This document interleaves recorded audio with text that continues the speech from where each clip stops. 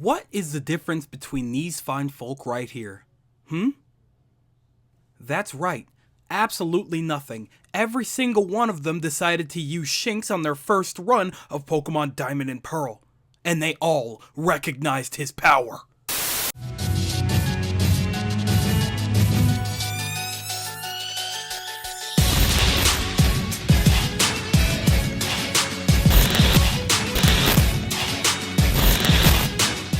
Alright. What is going on, y'all? Soul here, and welcome back to my story mode.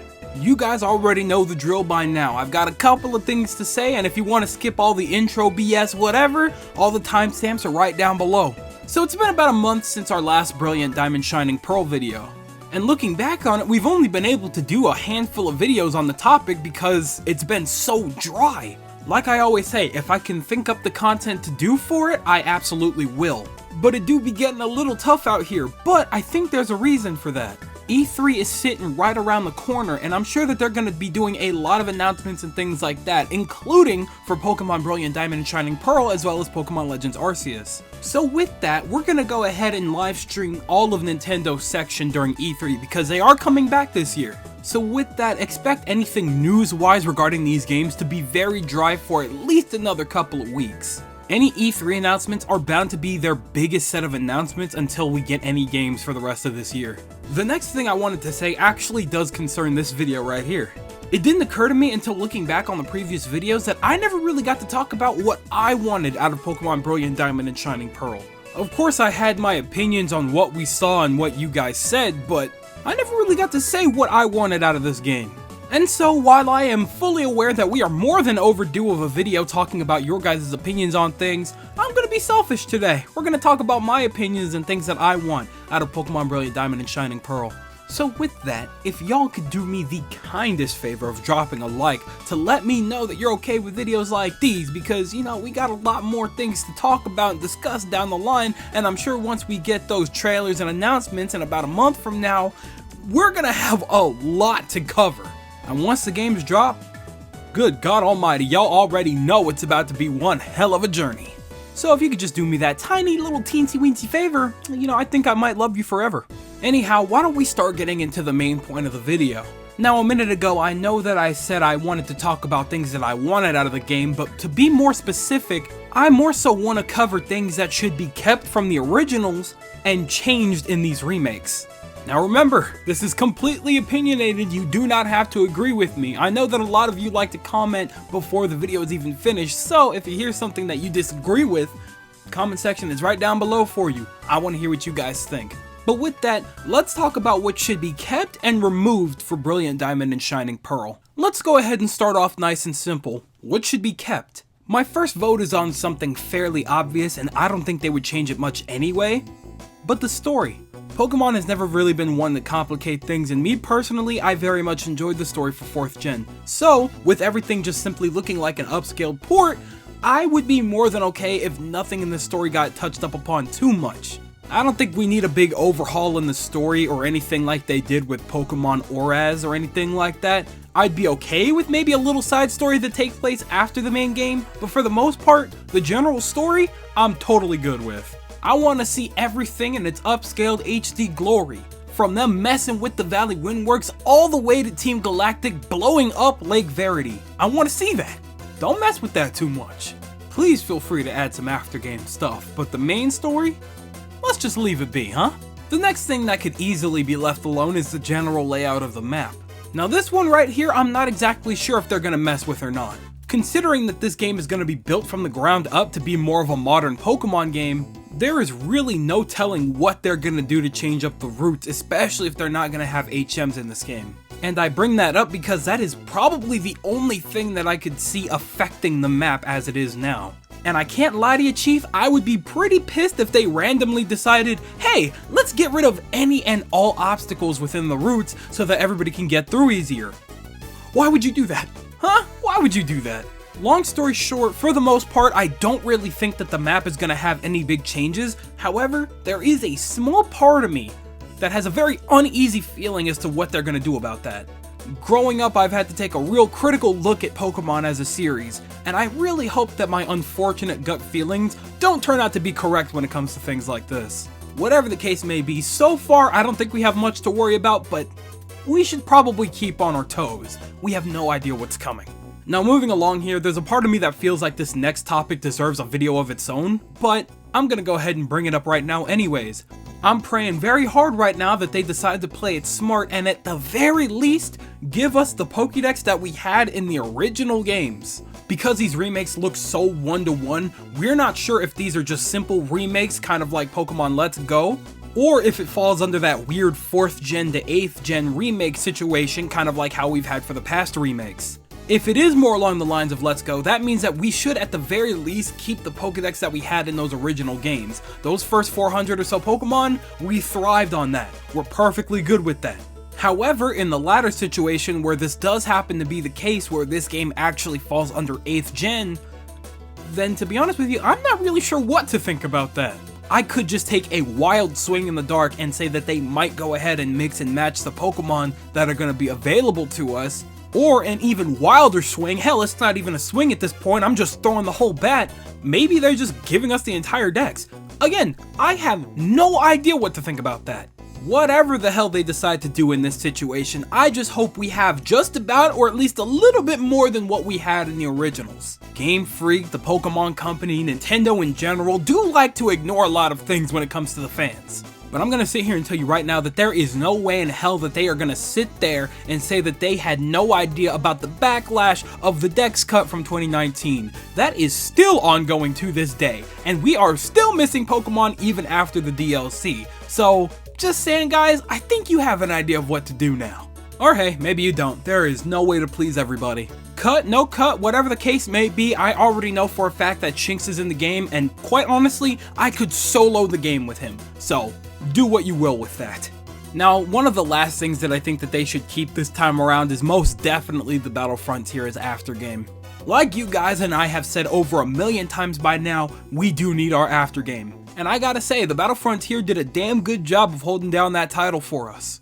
Hell, the whole fight area in general did a good job of holding that down for us. It wasn't a lot, but it gave us something to do. We are very far in the future now, technology has advanced a lot, so I have no doubt in my mind that you guys could definitely improve on that fight area if you guys really wanted to, but at the very least, keep it there. We would love to see that. So for the most part, that just about does it for things that I would like to keep from the originals. Now, why don't we go ahead and start talking about things that I want to see changed going into these remakes. This one's gonna be kind of weird, and maybe I'm just a little bit spoiled, but honestly, I kind of like the access that we had to Pokemon in 8th gen. Being able to switch out Pokemon on the fly whenever we needed to train somebody else or trade it to some NPC or whatever was kinda convenient. I can't sit here and lie to you. Now, if my memory's doing me any kind of justice right now because I haven't played 8th gen in a little bit, I'm pretty sure that even if you did switch out Pokemon on the fly, if any Pokemon was hurt, burned, or whatever, just putting them back in the PC didn't heal them while you were out. So honestly, if we could do it like that, I'm totally good with that. If we could just go ahead and move that mechanic right on over to the remakes, you know, I'd be totally happy with that. Now, moving along from that, there's two very specific changes that we've talked about in depth already. For example, they should bring back Mega Evolution for this one. We did an entire video on this one. I'll go ahead and leave the link to that somewhere on the video. Maybe you'll see it in the top right corner on those tab things. But of the gimmicks, it was definitely the most fun and the one that fits most into 4th gen. This mechanic would definitely receive the least backlash if you decided to throw in a gimmick. And something tells me that they are not making a new one for a remake. So, of the gimmicks, just go ahead and toss Mega Evolution in there. It's the safest bet. It also adds a touch of that much needed pizzazz. They don't have to, of course, but I'm just saying, it's safe. And then the other mechanic that needs a desperate change, HMs. We don't really need them anymore. And again, we did an in-depth video discussing this very topic. Again, I'll leave it for you somewhere on the screen. We've come a long way from having HM slaves. I don't think we need to go full circle. And if we do, well, you know what? Rest in peace to my man's Bidoof. You'll get your chance in Pokemon Legends, bro. All jokes aside, long story short, we are better off without them, but I would be more than okay if we had some kind of replacement that allowed us to utilize something that's like HMs, but not having to sacrifice our Pokemon. That's all we're saying. Moving on to things we haven't really talked about in depth, the Poketch. Unless you were like some insane item hunter back in the day, the Poketch was nothing more than your personal clock. That clock right there was the one that let you know what time it was to start hiding under the cover so that your mom didn't take your DS away. Sorry mama, but I'm a grown ass man now, you ain't taking diddly do from me. All jokes aside, love you mom. There are plenty of modern ways that we could utilize the Pokétch that will actually assist us on our journey. Since we don't have a bottom screen anymore, I think it would be perfect if the Pokétch served as our menu. You know, the place where we save our game, switch out our Pokemon, or do whatever we need to do with our party, you know, that kind of thing. I also think that it would be the best way to have access to online features. Personally, I don't think that the online functionalities room that you guys kept in every Pokemon Center is going to be very necessary this time around. This day and age, we shouldn't have some dedicated place that we have to go to if we need access to online functionalities. If we want to connect and trade or battle with our friends or random people online, it should be right there on our very futuristic watch because we are in 2021. And for whatever reason, if you guys decide to bring back the hellscape that was GTS, at the very least, make it convenient for us to access. And I know for a fact that y'all recently decided to go ahead and give us the Switch calculator, so I guess we don't need that in Pokemon anymore now, do we? A lot of the original functions that we had on the Pokétch didn't really do too much, so why don't we go ahead and make it useful this time around? The bottom screen no longer needs to be worthless while we're out and about in the overworld. The dowsing machine no longer needs to be a Pokétch app. Why don't we go ahead and make that an actual key item that we can just map to our quick access button, whatever that happens to be. Long story short, I just do not see the purpose in limiting the functionality of the Pokétch when we could make it so much more useful this time around. We are literally currently living in an age where our watches are just as good as our phones. Why don't we make use of that more, huh? So I don't know if you guys were able to tell, but I am very passionate about this one change. I really want that. Don't know how obvious I made that though. Alright, enough of that. Why don't we go ahead and move on and talk about my next thing, which is the fact that I would like to see a couple of new Pokemon on these routes. So we did just talk about the Pokédex, and I did say that I wouldn't mind if we at least kept a couple 400, 500 that we had originally. However, for the most part, I was mostly just talking numbers. If they decided to go ahead and mix and match and put in Pokemon from later gens into this remake, I would not be mad about it at all. Obviously, the Sinnoh Pokemon are completely mandatory, however, any Pokemon before that is completely fair game. I mostly say this because if we don't get some kind of change to Pokemon access, we are going to have the exact same journey all over again with the Legendary 6. And for those of you who haven't played 4th gen for whatever reason, when I say the Legendary 6, I'm referring to Infernape, Staraptor, Luxray, Lucario, Garchomp, and whatever your HM slave happened to be, or whoever you replaced it with by the end of the game. And usually in that case, it was like Floatzel or Gligar or something like that, I don't know. But for the most part, the Legendary team. Don't want to do that again. Now personally, I try to get as creative as I can with every Pokemon run, but when it comes to the remakes, I already know a majority of the Pokemon that are available at that point, so I have an idea of who I want to use, but if y'all mixed and matched what was available on the routes, that might change it up for me a little bit and actually incentivize me to use some different Pokemon. I mean, yeah, you can't really stop me from using Luxray because that's an OG god, okay? And you know what? There's nothing saying that I can't start the game with Chimchar and end up with Infernape very soon, okay? There's just nothing you can do about that. But the rest of the team? I can't do it again, alright? I like some variety in my team. And I'm telling y'all right now, if this game is exactly 1-to-1 like most of us expect it to be, we are gonna be running people's pockets with the OGs like we were back when we were like 9, dude. While that would be absolutely hilarious, it's gonna be a little bit of a mess considering that we're all gonna have the exact same journey.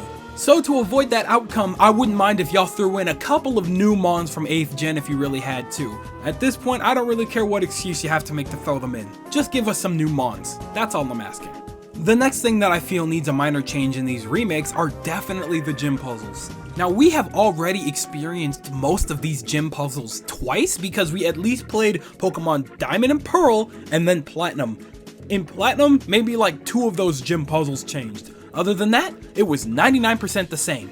Now we've had conversations time and time again talking about the fact that Pokemon as a series is more so meant to cater to a younger audience. However, in the literal trailer for Pokemon Brilliant Diamond and Shining Pearl, the first words that we see is experience the brilliance once more. Now why in the hell would they say something like that unless they didn't expect for us to be coming back to play these games? So, considering that fact, we need a little bit of a compromise.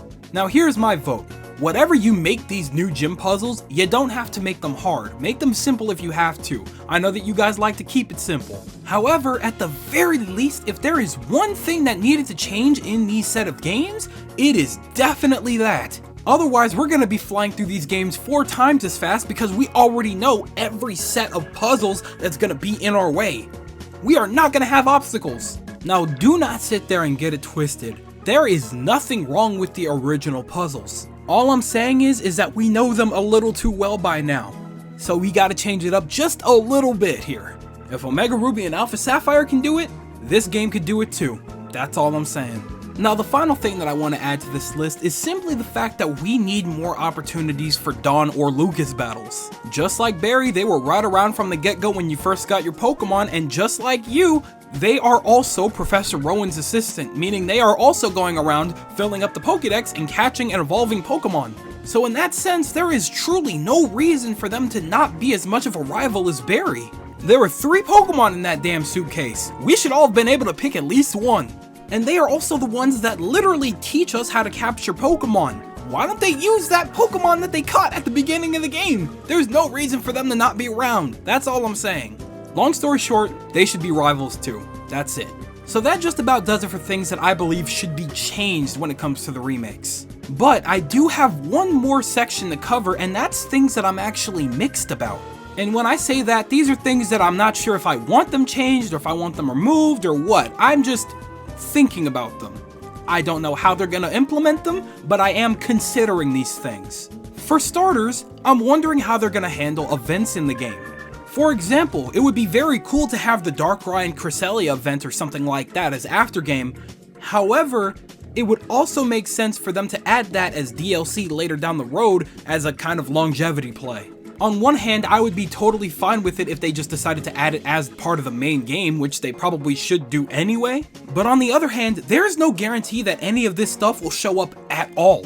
So at the very least, I wouldn't be too angry if they at least decided to add it in the form of DLC. That way we get something. This is one of those if it happens situations, and if it does happen, then we'll decide then and there how I feel about it. The next situation that I'm kind of mixed about is the whole Game Corner situation. Obviously, the reason that we haven't seen the Game Corner or anything like it in the past couple of games is because of the whole gambling situation and the effect that it had on kids. So correct me if I'm wrong, but I think there's some kind of law in place regarding that now when it comes to games? I'm not really sure. I'm not exactly sure if that part's true or not, but whatever the case may be, it doesn't really apply to us as much. However, we do need to be considerate. So on that note, are we having any iteration of the Game Corner at all? I assume not, but if we aren't, are we gonna have some kind of situation like Let's Go Pikachu and Eevee where we just replaced it with like an arcade? Something like that maybe? Again, I don't really know how to feel about this one. If we don't get it, okay, fine, understandable, but if we do get it, there's no way they're gonna keep it as the Game Corner, right? So maybe we could have something in place of it? I don't know, I'd be okay with whatever they come up with. But whatever they do, I just hope it's something worth visiting often. I missed my little section of minigames that took me out of the main game for a while. I mean, come on, a distraction from a distraction? How much deeper can you get? Speaking of distractions, getting back on topic here, the last thing that I wanted to talk about was actually Giratina's place. Now, while this is a 4th gen remake through and through, we're not entirely sure if it's focused more on the elements of Pokemon Diamond and Pearl or Pokemon Platinum. So far, it's kinda leaning towards both. But with that, Giratina is a 4th gen legendary Pokemon, so what are they gonna do with it? If this game is following the story of Diamond and Pearl, as it should be as the titles imply, there's no way we'd be going to the Distortion world. However though, if you remember correctly from the originals, there is a proper way of obtaining Giratina. After beating the main game and doing a couple of quests here and there, the spring path opens up near Lake Verity. You follow that path, go into a cave in the back, and boom, Giratina is just standing in the middle of it. So yeah, cool, there's a way to legally obtain Giratina, but here's the thing, are they really gonna make it that boring? Personally, I feel that Giratina's place in the story has been established so much better since the original games. So on one hand, yeah, I'd be okay with just having the option to obtain him, that's cool and all. But is it really gonna be that simple and that boring, especially when you've established that he has his own realm that he resides in? Are we really just not gonna utilize that at all? Can they really not just make it so that the spring path has some kind of entryway into the distortion world? Would that be that hard? I mean, personally, I'm more than okay if you guys decide to make us work for Giratina a little bit harder. That's how much it shows that we want him. But hey, that's just me. I feel like there's personally so many better ways that they could introduce him than him just sitting ominously in a cave. But hey, that's how most Pokemon are obtained anyway, right? Maybe I'm just hoping they do my boy a little bit more justice when it comes to these remakes, but we won't know till we know. So anyways, that just about does it for things that I want them to change, things I want them to keep, and things that I'm kind of mixed about when it comes to the remakes. So once again, I think you guys already know the drill. I'm passing the mic to you, and I want to hear what you guys think about all of this. Do you guys completely and absolutely agree with all of my hopes and wishes? Do you think that they're absolutely ridiculous and completely out of pocket? Let me know everything that you guys think down below, because you already know I'm always down there. But with that, it looks like skedaddle o'clock, so I'm gonna go ahead and do just that. Thank you guys ever so much for watching. I truly do hope you enjoyed. Make sure to drop a like and a comment, and consider subscribing for more content just like this. But with that, I'm gonna go ahead and get on out. Thanks again, hope you enjoyed, and I'll see you guys in the next video. Do me the greatest favor of taking good ass care, and I'll see you all next time.